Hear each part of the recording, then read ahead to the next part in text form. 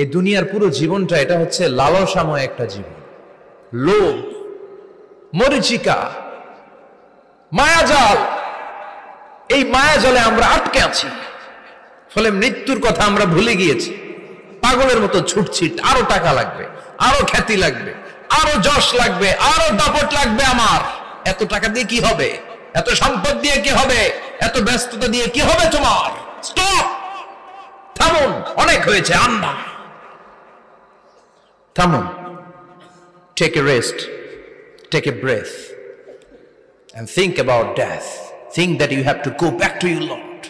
একটু বসেন না, একটু ভাবেন যে আমাকে চলে যেতে হবে, চলে যেতে হবে। এই কোলাহল, এই ব্যস্ততা, এগুলো থাকবে, থাকবো না আমি। সাইয়েদনা ওমর ফারুক বলেছেন, মুতু ক্বাবলা আন তামুতু, মরার আগে একবার মরো। হাসিবু ক্বাবলা আন তুহাসাবু আলাইকুম, তোমার হিসাব নেওয়ার আগে তুমি একবার নিজের হিসাবটা করো না। কাগজ বের করে একটু লিখো না কি কি ভালো কাজ করছিলা, যেগুলো দিয়ে নাজাতের ওসিলা হতে পারে।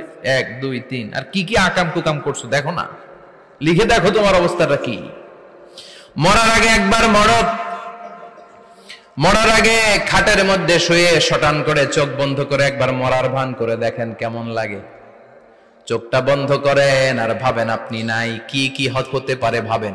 আপনার ছেলে মেয়েরা কান্না জুড়ে দিবে, আপনার প্রাণের স্ত্রী বিলাপ শুরু করে দিবে, বন্ধু বান্ধবের চিৎকার আর মাতম, স্থানীয় এলাকার মসজিদে ঘোষণা, অমুক এলাকার নিবাসী অমুক ভাই অমুকের ছেলে অমুক দুনিয়ায় নাই।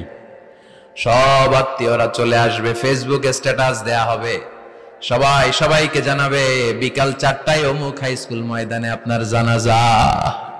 ছুটে আসবে, সবাই ছুটে আসবে আপনাকে শেষ বিদায় দিতে, গুড বাই জানানোর জন্য, আল ওয়াদা, বিদায় জানাতে আসবে সবাই।